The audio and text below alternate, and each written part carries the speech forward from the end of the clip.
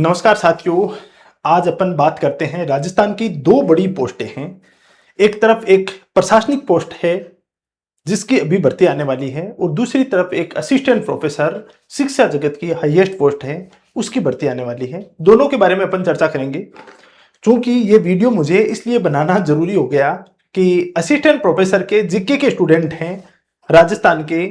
मैं लगभग कहूं या मैं कहूं 90% प्लस स्टूडेंट हैं वो मेरे से जुड़े हुए हैं डायरेक्टली।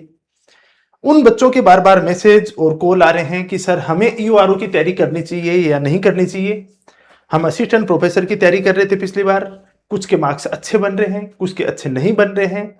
कुछ ऐसे स्टूडेंट भी हैं जो नए स्टूडेंट हैं, फ्रेशर हैं एकदम से, वो बोल रहे हैं हमें इस टाइम कौन सा डिसीजन लेना चाहिए। तो अपन आज पूरी मैं विस्तार से बात बताता हूं। ये वीडियो आपका 20 से 25 मिनट का रहेगा, जिसके अंदर मैं एक एक चीज बताता हूं कि असिस्टेंट प्रोफेसर की तैयारी किस स्टूडेंट को करनी चाहिए, इसका क्या आपका कैरियर रहने वाला है, इसका क्या सिलेबस रहने वाला है, इसका क्या काम होने वाला है। ईओआरओ है ये किस प्रकार की पोस्ट है, इसका सिलेबस क्या रहने वाला है, इसका आगे का कैरियर क्या रहने वाला है, इनके बारे में अपन विस्तार से चर्चा करेंगे। उसके बाद में आपको जो भी डिसीजन लेना हो वो आराम से आप ले सकते हो। ये पूरा वीडियो है, इंफॉर्मेटिव वीडियो है। इसके बाद में आपकी डिसीजन आपका होगा। मैं दोनों चीजों के बारे में एक एक करके बताता हूं। इधर अपन बात करते हैं ईओआरओ की और इधर करते हैं अपन असिस्टेंट प्रोफेसर की। इन दोनों भर्तियों के बारे में अपन विस्तार से चर्चा करते हैं। और इसके बारे में चर्चा करें तो यहां पे देखो, अपने ईओआरओ के बारे में देखते हैं। ईओआरओ की भर्ती है उसके बारे में देखते हैं। ये एक प्रशासनिक पोस्ट है। क्या होता है? ये प्रशासनिक पोस्ट है, प्रशासनिक पद है। क्या होता है सर ईओआरओ? ये ईओआरओ होता है वो जो नगरपालिका आपने सुनी है, जैसे आप सुनते हो कि जैसे आपने पंचायत समिति सुनी है, बीडीओ ब्लॉक डेवलपमेंट ऑफिसर होता है, वो पंचायत समिति का प्रशासनिक अधिकारी होता है। उसका राजनीतिक प्रमुख कौन होता है? प्रधान होता है। और प्रशासनिक प्रमुख कौन होता है? बीडीओ होता है। वैसे जो नगरपालिकाएं जितने भी आपके शहर हैं, उन शहरों में दो लोग होते हैं, एक राजनीतिक और एक प्रशासनिक। राजनीतिक रूप से होता है चेयरमैन। चेयरमैन जिनको पार्षद चुनकर भेजते हैं, जो शहर का 5 साल के लिए उसको चुना जाता है, नगरपालिका के चुनाव होते हैं उनके माध्यम से। उसकी प्रशासनिक पोस्ट होती है ईओ की, जिसको बोला जाता है हिंदी में अधिशासी अधिकारी। अधिशासी अधिकारी का क्या काम होता है? शहर के अंदर जितने भी डेवलपमेंट संबंधी काम होते हैं, वहां पे मैं कहूंगा कि एक पानी के बहाव की नाली बनाने से लेकर उसमें पार्क, टंकी, बिल्डिंग बनाने तक जितना भी काम होता है, वो सब काम विदाउट ईओ की परमिशन, यानी ईओ के सिग्नेचर के बगैर या उसकी अनुमति के बगैर वो कोई भी काम पास नहीं होता है, वो अप्रूव नहीं होता है। दो लोग काम करते हैं, पॉलिटिकल रूप से वहां का चेयरमैन करता है और प्रशासनिक रूप से वहां पे ईओ उस चीज को संभालता है, यानी उसकी अहम भूमिका रहती है। जो शहर के अंदर जितनी कॉलोनियां कटाई जाती हैं, अवैध कॉलोनियां हैं, उनको खाली करवाने का काम होता है, दुकानों का आवंटन करना होता है, ये सब के सब काम पूरे टोटली प्रशासनिक काम होते हैं, वो ईओ के काम होते हैं। इस आधार पे अपन ये कह सकते हैं बहुत ही डाइवर्सिटी वाली पोस्ट है। इसमें बहुत ज्यादा आपको विविधताएं देखने को मिलेंगी। काम है उसकी डाइवर्सिटी काफी देखने को मिलेगी। तो ये पूर्णतः अपन प्रशासनिक पोस्ट कह सकते हैं। तो सर इसमें काम है वो किस तरीके का रहता है? कुछ लोग ये डरा देते हैं बहुत ही हेक्टिक काम है, कोई कर ही नहीं सकता। कुछ लोग डरा देते हैं कि बहुत मजे हैं, एकदम से बढ़िया पावर आता है। पावर का नाम लेते ही आदमी क्या होता है? खुश हो जाता है ना कि शक्ति आएगी, शक्ति आती है अपन तहस नहस कर देंगे। शक्ति व्यक्ति को क्या करती है? बदमाश बनाती है, निरंकुश बनाती है। तो यहां पे बात आती है कि सर ईओ के बारे में ये बात सत्य है क्या? इन दोनों के अंदर ही अधूरा सत्य है। देखो, शक्ति कभी भी संवैधानिक पोस्टों के अंदर शक्ति जितनी ज्यादा आती है, वो उतनी ज्यादा अपने साथ में जिम्मेदारियां लेके आती है, उसके पास में उतनी रिस्पॉन्सिबिलिटी ज्यादा होती है। शक्ति आने का मतलब ये नहीं है कि तहस नहस कर देना, उसके पास में जिम्मेदारियां ज्यादा आएंगी। रियली बात है, ये बात सच है कि ईओ की पोस्ट है, उसके पास काफी सारे पावर होते हैं, काफी सारे उसके पास अधिकार होते हैं। लेकिन जितने अधिकार और शक्तियां होती हैं, बहुत सारे लोगों को भला कर सकते हैं यार। वो बुराई का नहीं सोचना कि किसी की दुकान फोड़ दी, किसी का प्लाट का कब्जा उठा दिया, वहां पे अपन को भलाई का सोचना है। बहुत से लोगों का आप कल्याण कर सकते हो, बड़े लेवल पे, मास लेवल पे आप वहां पे प्रशासनिक स्तर पे आप सुधार कर सकते हो। लेकिन जितना आपके पास पावर होता है, उतनी आपके पास जिम्मेदारी भी होती है। जिम्मेदारी इस रूप में होती है कि ये जो पोस्ट होती है, ये कोई फिक्स जो वर्किंग आवर की नहीं होती है कि भाई 6 घंटे की नौकरी है। बरसात हो रही है, बरसात के समय निचले क्षेत्र में पानी भर गया, तो ईओ को तो रात को 12 बजे भी वहां पे जाके खड़ा होना पड़ेगा। कभी पानी भर गया है तो इसको अपन कैसे संभालें, कैसे इसको निकालें, क्या करें। कोई हादसा हो गया, कोई आपदा आ गई, तो ये प्रशासनिक पोस्ट है, इसकी टाइम ओवर नहीं होता है कि भाई आपका तो 6 घंटे की नौकरी है, 8 घंटे की नौकरी है, इसके अंदर आपको 14 घंटे भी रुकना पड़ सकता है, फील्ड में जाना पड़ सकता है। टोटली ऑफिस जॉब नहीं, ऑफिस के साथ साथ आपको फील्ड में भी काफी सारा वर्क रहता है। तो ये पोस्ट है, ये उन लोगों के लिए सबसे उपयुक्त है जिनको एडवेंचर पसंद है, जिनको ये चाहत है कि मैं बड़े लोगों का और डायरेक्टली मैं मेरे आंखों के सामने कल्याण होते हुए देख लूं। हालांकि इधर असिस्टेंट प्रोफेसर है, ये कोई ऐसा नहीं है कि भाई ये कल्याण नहीं कर सकता, ये पढ़ा के बच्चों का कल्याण कर सकता है, लेकिन ये आज जिस बच्चे को पढ़ाएगा उसका रिजल्ट 10 साल बाद आएगा। तो 10 साल तक जिसको पेशेंस नहीं है, हाथों हाथ अपना काम है और उसका परिणाम देखना है, तो आप ईओ लग सकते हो। ये पूरा का पूरा इसका एक मोटा मोटा ढांचा बताया है। हालांकि इसकी पूरी प्रोफाइल है वो बताने में काफी टाइम लग जाता है। मैं 1-2 दिन के अंदर जो भी ईओ लगे हुए हैं, अपने पुराने साथी हैं, मेरे साथी हैं, उनको बुला के एक इंटरव्यू करवा के उसमें पूरी चीजें बता दूंगा। लेकिन मोटी मोटी चीज बताई है कि अच्छी पावर वाली पोस्ट है, लेकिन पावर के साथ साथ जिम्मेदारी वाली पोस्ट भी है। पावर कभी भी आपको गैर जिम्मेदार नहीं, जिम्मेदार बनाती है, कॉन्स्टिट्यूशनल पावर। ठीक बात है। अब बात आती है कि सर ठीक है, ये तो हमने देख लिया, हमने डिसाइड कर लिया, इसका पे ग्रेड कितना होता है सर, इसका मतलब पे स्केल है वो कितना होता है। पे स्केल होता है ये 4200 पे ग्रेड की। ये इधर कितना होता है 6000 पे ग्रेड की। सर बहुत बड़ा अंतर है। यार देखो अंतर है, हर जगह पैसा नहीं गिना जाता है। ऐसे तो एसडीएम की 5400 पे ग्रेड की होती है, कॉलेज लेक्चरर की 6000 पे ग्रेड की होती है। कॉलेज लेक्चरर इस बात पे ही खुश होते रहते हैं कि आपसे पे ग्रेड ज्यादा है, लेकिन एसडीएम को गाड़ी मिलती है, ड्राइवर मिलता है, नौकर मिलता है, घर मिलता है, तो उसका पैसा नहीं गिना जाएगा क्या? वो पैसा गिनोगे तो उसकी तो 6000 क्या 10,000 से ऊपर जाएगी एसडीएम की। तो ये पे ग्रेड सब जगह नहीं देखी जाती है, बाकी चीजें भी देखी जाती है। ये यहां पे इसका पे ग्रेड है। ठीक है सर। तो उसके बाद में आता है इसका सिलेबस में क्या अंतर है सर। सिलेबस में इसका एक पेपर होता है, केवल एक पेपर होता है। इसका पेपर क्या होता है, एक ही पेपर होता है, और उस पेपर के 2 पार्ट बटे होते हैं। एक होता है पार्ट ए, एक तो क्या होता है पार्ट ए होता है, और एक क्या होता है पार्ट ए बी होता है। पार्ट ए और पार्ट ए बी होता है। जो पार्ट बी होता है इसके आते हैं 40 क्वेश्चन, और इसके कितने आते हैं, इसके आते हैं 80 क्वेश्चन। यानी टोटल कितने आते हैं 120 क्वेश्चन आते हैं। टोटल 120 क्वेश्चन आते हैं। जो 80 क्वेश्चन आते हैं इसमें पूछा जाता है आपको इंडिया की पॉलिटी। इसके अंदर क्या पूछा जाता है, इंडियन पॉलिटी पूछा जाता है। इसके अंदर आपको राजस्थान की पॉलिटी पूछा जाता है। इसके अंदर आपको राजस्थान की ज्योग्राफी पूछा जाता है। इसके अंदर आपको राजस्थान की हिस्ट्री पूछी जाती है, आर्ट पूछी जाती है, एंड कल्चर पूछा जाता है, और इसके अंदर आपको करंट अफेयर पूछा जाता है। और जो करंट अफेयर पूछा जाता है वो राजस्थान, इंडिया और वर्ल्ड तीनों का पूछा जाता है। ये तो जीके वाला पार्ट। और पार्ट बी होता है, उसके अंदर 2 चीजें पूछी जाती हैं। एक तो नगर पालिका एक्ट पूछा जाता है, एक तो क्या पूछा जाता है, नगर पालिका एक्ट पूछा जाता है, प्लस में इसके अंदर योजनाएं हैं। योजनाएं हैं। ये पूरा का पूरा सिलेबस है वो आपको देखने को मिलेगा इसका। तो syllabus India polity, Rajasthan geography, Rajasthan history, art and culture, current affair, और यहां पे नगर पालिका एक्ट और योजनाएं। ठीक है, यहां तक। इधर आते हैं अपन एक बार। सर इन प्रोफेसर साहब का क्या काम होता है। प्रोफेसर साहब की 2 साल का तो होता है प्रोबेशन, जो इधर भी होता है। प्रोबेशन के अंदर आपकी पोस्टिंग मिलती है जिस भी कॉलेज में, उस कॉलेज में आपको 4 घंटे पढ़ाना होता है, जिसमें लगभग 3 पीरियड आते हैं आपके। 4 घंटे पढ़ाई के बाद में पूरा आप 4 से 5 घंटे वहां पे कॉलेज में रहोगे। उसके बाद आओ, आके आपका जो भी काम करना है वो कर सकते हो इसके अंदर। यानी इसके अंदर दाब के सुकून है।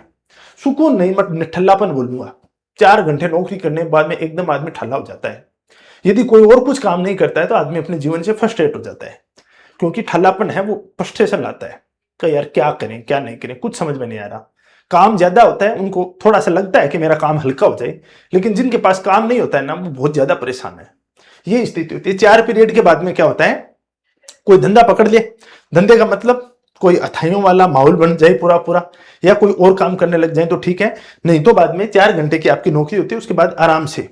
अलग अलग लोगों का अलग अलग शौक होता है। यदि किसी को पसंद है कि नहीं यार हमें जीवन में सुकून चाहिए यार, पूरा एकदम शांति चाहिए, सब कुछ बस 4 घंटे नौकरी कर ली, आराम से बच्चों के साथ बैठे हैं, बीवी बच्चों के साथ घूमने चले गए कहीं पे, दोस्तों के साथ पार्टी कर ली, या अलग अलग तरीके का जो भी शौक है वो आप इसमें पूरा कर सकते हो आराम से। 6,000 रुपये ग्रेड होता है, 39-40,000 रुपए आपको प्रोबेशन में मिलती है। प्रोबेशन कंप्लीट होते हैं आपको 85-90,000 रुपए के आसपास सैलरी हो जाती है लगभग। ये इसका पूरा का पूरा सिस्टम रहता है जो प्रोफाइल का पढ़ाना है। मास्टर जी होते हैं, मास्टर जी जो स्कूल में वो स्कूल का मास्टर जी, ये कॉलेज के मास्टर जी, ये जो प्रोफाइल है जो सब जानते हो। अब मुद्दा आता है कि सर इसका सिलेबस क्या होता है। इसके सिलेबस में आपके टोटल होते हैं 3 पेपर। इसके क्या होते हैं, 3 पेपर होते हैं। एक तो होता है आपका पेपर फर्स्ट,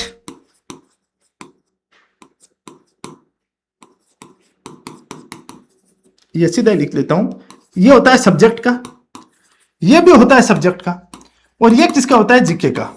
यानी ये दोनों पेपर आपके सब्जेक्ट के होते हैं, और इसके अंदर टोटल 300 क्वेश्चन आते हैं, और इसके अंदर आते हैं 100 क्वेश्चन। कितने क्वेश्चन आते हैं, 100 क्वेश्चन। ये जो सब्जेक्ट वाला पार्ट है इसके अंदर आपकी धुरंधरी होनी चाहिए। धुरंधरी यानी टॉप लेवल का एक्सीलेंट होना चाहिए, क्योंकि इसके अंदर इतनी 500-600 पोस्टें निकलती हैं ओवरऑल असिस्टेंट प्रोफेसर में। सब्जेक्ट वाइज बात करें तो 40-50-60 पोस्टों के आसपास निकलती हैं। तो ऐसी स्थिति के अंदर आपका सब्जेक्ट है वो एक्सीलेंट होना ही चाहिए। और जीके की बात आती है तो जीके के अंदर भाई इन्होंने 36% मार्क्स अनिवार्य कर दिए, तो वो 36% पास करने जरूरी है। फिर आप चाहे कॉमर्स हो, चाहे संस्कृत हो, चाहे इंग्लिश हो, चाहे हिंदी हो, किसी भी सब्जेक्ट हो, ये 36% अब की बार बहुत सारे बच्चों के बनने मुश्किल हो गए थे, क्योंकि ये कॉलेज की परीक्षा है, स्कूल की परीक्षा नहीं होती है। कंपटीशन एग्जाम में थोड़ा सा पेपर हल्का सा टफ दे दिया, इतने बच्चे बाहर, सीधी सी कहानी होती है। इसके अंदर जीके में क्या पूछा जाता है सर, जीके के अंदर वही चीजें, राजस्थान की पॉलिटी, पूरा राजस्थान का जीके पूछा जाता है, पॉलिटी, ज्योग्राफी, राजस्थान की इकोनॉमी, राजस्थान का हिस्ट्री, आर्ट एंड कल्चर, और राजस्थान का करंट अफेयर। राजस्थान का करंट अफेयर, ये 5 यूनिट हैं वो आपको पूछे जाते हैं जीके में। ये टोटली जीके है वो राजस्थान का जीके पूछा जाता है, इसमें इंडिया का कुछ भी नहीं पूछा जाता है। और ये जो सब्जेक्ट है वो आपका पूरा सब्जेक्ट अपना पर्सनल है, उसमें डिटेल से चीजें हैं, वो दाब के मन करता है वहां तक टीचर है, एग्जामिनर है, वो आपको पूछता है। ये सिलेबस रहता है, यहां तक नहीं होता है। प्लस में आपका होता है साक्षात्कार, इंटरव्यू। आपका क्या होता है, इंटरव्यू भी होता है जो 24 मार्क्स का होता है। यानी इसके अंदर 3 पेपर, और ये देने के बाद में आप वहां तक पहुंच पाते हो। इसके रिजल्ट के अंदर एक सबसे बड़ा लूप होल इसका ये है कि यार रिजल्ट बहुत डिले करता है, 2-2, ढाई-ढाई साल तक निकाल देता है। आज से 2 साल पहले कुछ ऐसे स्टूडेंट थे जो जिनका प्रोबेशन कंप्लीट होने वाला है और कुछ की अभी इंटरव्यू चल रहे हैं, तो इसमें बहुत डिले करवाते हैं, धीरे धीरे चलता रहता है। एक बहुत मंद प्रोसेस है। इस प्रोसेस को लेके मतलब थोड़ा सा एक असंतुष्टि है मेरे को। पोस्ट नो डाउट बहुत शानदार है, 6,000 पे ग्रेड है, शिक्षा जगत में हाईएस्ट पोस्ट है, राजस्थान के अंदर सबसे ज्यादा पे ग्रेड वाली पोस्ट है जो राजस्थान एग्जाम कंडक्ट करवाती है, या कहें आईएएस की एग्जाम होती है उसके बाद में हाईएस्ट पे ग्रेड वाली पोस्ट है राजस्थान के अंदर, तो सीधी डायरेक्टली 6,000 पे ग्रेड। रिटायरमेंट होता है 10,000 प्लस पे ग्रेड से रिटायर्ड होते हैं, तो नो डाउट अच्छी पोस्ट है, लेकिन ये इसका पूरा प्रोसेस होता है। अब आप में से अपना व्यक्तित्व आप जानते हो कि मेरा व्यक्तित्व किस तरीके का है, कौन सा डिसीजन लेना चाहिए। पावर पसंद है, एडवेंचर पसंद है, काम करेंगे, हमें कोई उस चीज का कोई फर्क नहीं पड़ता। रात को 12 बजे फोन आ गए तो मैं जाने के लिए तैयार हूं। रात को 12 बजे मतलब हर बार नहीं आता है, साल में एक आधी बार ऐसी स्थितियां हो जाती हैं, कोई आग लग गई, आग लगने की घटना हो गई कहीं पे, तो ईओ को तो सबसे पहले जाना पड़ेगा वहां पे, तुरंत प्रभाव से उसको फायर ब्रिगेड वाले फोन करेगा, वो जाएंगे और वो भी वहां पे जो तुरंत प्रभाव से वहां पे पहुंचना पड़ेगा। कोई भी घटना होती है तो वहां पे एसडीएम, डिप्टी तहसीलदार ये पहुंचते हैं, तो उनके साथ ईओ है वो भी उस शहर के अंदर उसकी पहुंच होती है। ये इनका पूरा पूरा प्रोफाइल है। ईओ की बात करें तो यार थोड़ा सा ये होता है कि इनकी लाइजनिंग बहुत अच्छी होती है। जो टॉप क्लास के लोग हैं, चाहे पॉलिटिशियन हो, विधायक है वहां का, उस क्षेत्र का मंत्री है, डायरेक्ट उसके टच में रहता है। लोगों का होता है कि यार मंत्री से बात करना ही मुश्किल है, मंत्री इनके कॉल पे मतलब दिन में 2 दिन में एक दो बार बातें होती रहती है किसी न किसी काम को लेके। प्रशासनिक काम हो सकते हैं, अन्य राजनीतिक काम हो सकते हैं। इसके अलावा वहां पे भाई अच्छे लोग भी आते हैं, बुरे भी आते हैं, दुखी भी आते हैं, सुखी भी आते हैं, अलग अलग तरीके आते हैं, उनको डील करना होता है। ये वाली पोस्ट इस तरीके की आपको देखने को मिलेगी। दोनों का मैंने आपको सिलेबस बता दिया, दोनों का पे ग्रेड बता दिया, दोनों की जॉब प्रोफाइल बता दी। अब दोनों की भर्ती कब आने वाली है सर? भर्ती की मैं बता देता हूं। दोनों की भर्ती के बारे में सरकार से कोई सूत्र प्राप्त नहीं है, लेकिन इतनी सच्चाई है कि ईयू के अंदर अपन ने क्या किया था कि आज से 3-4 महीने पहले 60-65 पोस्टें हैं वो क्रिएट हुई थी, वित्तीय मंजूरी मिल गई थी और उनकी भर्ती आने वाली थी। लेकिन उसी दौरान लगभग 120 के आसपास राजस्थान में नगर पालिकाएं बढ़ा दी और वो बढ़ाने की वजह से उन्होंने, डिपार्टमेंट ने वो पोस्टें वापस ले ली। वापस इसलिए ले ली कि भाई अभी हम भर्ती निकालेंगे, उसके बाद में ये नई नगर पालिका बनी है तो इनकी पोस्टें और निकालनी पड़ेंगी। तो इससे अच्छा है कि हम इसके अंदर पूरा डॉक्यूमेंट तैयार करके और फाइनल इसको बना देते हैं, इसकी जो ये पोस्ट है इसमें और ऐड कर देते हैं, उसके बाद में ये भर्ती निकालेंगे। तो लगभग ये चांसेस हैं कि ये बात 3-4 महीने पहले की थी, तो अब ये तय हो चुका है कि भाई भर्ती तो आना तय है। पोस्टें भी लगभग कन्फर्म है कि 160-65 के आसपास पोस्टें आएंगी। कब आने वाली है ये किसी को पता नहीं है। आरपीएससी कभी भी आपको सरप्राइज दे सकती है इस बात को लेके, लेकिन इतना एक अनुमान लगाया जा रहा है कि 15-20 दिन, महीना 1.5 महीना के अंदर इसकी पोस्ट आ जाएंगी। एग्जाम प्रोसेस इसकी बहुत सिंपल होती है। एक पेपर होता है, 6-7 महीने में पेपर करा देंगे, 2-3 महीने में रिजल्ट निकाल देंगे, 45 दिन की इनकी ट्रेनिंग होती है, उसके बाद फील्ड में भेज देते हैं। सर असिस्टेंट प्रोफेसर की भर्ती कब आएगी? देखो 400 से 500 पोस्टों के बारे में मेरे को कोई छोटा मोटा गुप्त सूत्र था, जो आयुक्तालय से 400-500 पोस्टों के आसपास की सूचना आई है कि नवंबर-दिसंबर के अंदर ये पोस्ट है वो निकालेंगे। नवंबर-दिसंबर में ये पोस्ट निकालेंगे। उसके बाद एग्जाम कब कंडक्ट करवाते हैं, 8-10 महीने उसमें और ऐड कर लो, उसके बाद में ये पोस्ट आने वाली है, यानी भावी दोनों ही पोस्टें आने वाली है। कुछ लोगों का यही प्रश्न है कि असिस्टेंट प्रोफेसर की जब टीचिंग एसोसिएट की आ चुकी है तो असिस्टेंट प्रोफेसर कहां से आएगा? देखो बच्चों, पहले भी जो राजशेष कॉलेज हैं उसके अंदर परमानेंट असिस्टेंट प्रोफेसर को नहीं लगाते थे और अब भी नहीं लगाते हैं। अब वो जो ये टीचिंग एसोसिएट आया वो राजशेष कॉलेज सोसाइटी एक्ट के तहत गठन किए गए हैं, उन कॉलेजों के लिए भर्ती आई है। परमानेंट कॉलेज है उसके लिए वो भर्ती नहीं आई है। परमानेंट कॉलेजों के लिए तो ये असिस्टेंट प्रोफेसर ही लगने वाले हैं। ये पूरा का पूरा मैंने आपको समझाने का कोशिश किया है। आई होप कि आप लोग इसके बारे में पूरी सूचनाएं समझ गए होंगे। दूसरा इसके साथ मैं बता देता हूं, ईओआरओ है उसके लिए अभी अपन 25 तारीख से यानी 25 जुलाई से अपन जो नया बैच है वो प्रारंभ कर रहे हैं, ऑफलाइन प्लस ऑनलाइन। ऑफलाइन भी शुरू कर रहे हैं। ऑफलाइन शुरू करना, देखो ऑनलाइन मेरे लिए बहुत आसान रहता है। ऑनलाइन में क्लास में स्टूडियो में खड़े हुए और अपने सुविधा अनुसार अपना टाइम सेट करके क्लास ले सकते हैं। मैं शाम का शेड्यूल कर लूं, सुबह जल्दी का कर लूं, लेकिन ऑफलाइन के लिए एक वो शेड्यूल नहीं करना, वो बच्चों का भी वहां पे देखना पड़ता है पूरी चीजें, उसके बाद वो शेड्यूल बनाना पड़ता है। लेकिन एक सबसे बड़ी समस्या ये है कि यार ऑनलाइन की सुविधा है, वो सुविधा तो लेके आई है, लेकिन वो अपने साथ बहुत सारी समस्या भी लेके आई है। और उन समस्याओं से निजात पाने के लिए या उनसे मुक्ति पाने के लिए ऑफलाइन बैच शुरू किया है। बहुत सारे मेरे पुराने स्टूडेंट थे जिन्होंने बोला सर ऑफलाइन करवा दो, कोई नहीं करवाता है, क्योंकि वो याद करने का जो वहां पे प्रोसेस है, वहां पे गलतियां सुधारने का जो मौका मिलता है, वहां पे हम डायरेक्ट फेस टू फेस जो टीचर है उसके साथ में बात कर सकते हैं, कन्वर्सेशन कर सकते हैं, वो वहां पे ऑनलाइन के अंदर नहीं मिलती, चाहकर भी नहीं मिलती। प्रयास होता है, आपके कमेंटों के जवाब दिए जाते हैं, कॉल आता है तो कॉल पे जवाब दिए जाते हैं, लेकिन जो यार ऑफलाइन के अंदर एक कनेक्टिविटी होती है स्टूडेंट और टीचर की, वो ऑनलाइन कतई नहीं हो सकती। इसी चीज को ध्यान में रखते हुए हमने ये ऑफलाइन बैच है मेंटरशिप प्रोग्राम शुरू किया है, जिसके अंदर आपको ना केवल क्लासेज होंगी, क्लासेस के साथ साथ में आपको पूरा 8 घंटे यहाँ पे सेल्फ स्टडी है उसका मौका दिया जाएगा। यानी मैं कहूंगा कि ये कोचिंग नहीं है, कोचिंग कम आपकी सेल्फ स्टडी का प्रोग्राम होगा। यानी आपको यहीं बैठ के सेल्फ स्टडी भी करनी होगी और एक एक चीज आपको टिप्स पे करवाई जाएगी। सिलेबस बेशक इसका थोड़ा सा छोटा है असिस्टेंट प्रोफेसर की तुलना में, लेकिन इसमें गलतियां करने की गुंजाइश नहीं है। इसको इतना शानदार रटना पड़ेगा। रटने का मतलब है धाराएं एकदम टिप्स पे होनी चाहिए, उन हर एक धारा के महत्व का पता होना चाहिए। पॉलिटी है तो हर एक आर्टिकल याद होना चाहिए, हर एक चीज हिस्ट्री ज्योग्राफी उसके अंदर जबरदस्त, क्योंकि कंपटीशन एक मतलब घोड़ों की दौड़ होती है तो उसमें बारीकी सा ही अंतर रहता है ना, बस उसी चीज को अपन को पाटना है। तो इसके लिए अपन ऑफलाइन भी शुरू किया है, ऑफलाइन वाली क्लासेज ऑनलाइन भी जाएंगी तो ऑनलाइन कोर्स भी मिल जाएगा। ऑनलाइन के लिए आपको अपनी यूनिवर्सिटी है वो एप्लीकेशन डाउनलोड करना है और वहां पे ये बैच है वो शुरू आप ज्वाइन कर सकते हो। ऑफलाइन आप आना चाहते हो 25 तारीख से, तो उससे पहले एक बार ये जो 2 नंबर दिए गए हैं उसके ऊपर आप रजिस्ट्रेशन करवा सकते हो, करवा लेना और उसके बाद में आपको ये आप 25 तारीख को जो अपना सेमिनार होगा उसको ज्वाइन करके और आप कंटिन्यू कर सकते हो। तो ये दोनों के बारे में पूरी कहानी थी। असिस्टेंट प्रोफेसर का अपना बैच है, वो ऑलरेडी चल रहा है। 20 तारीख से उसका भी नया बैच चल रहा है, इकोनॉमिक सर्वे है, उसके साथ स्टार्ट कर रहे हैं। तो वो ज्वाइन करना चाहो तो वो भी कर सकते हो। अभी के लिए इतना ही। Thank you so much.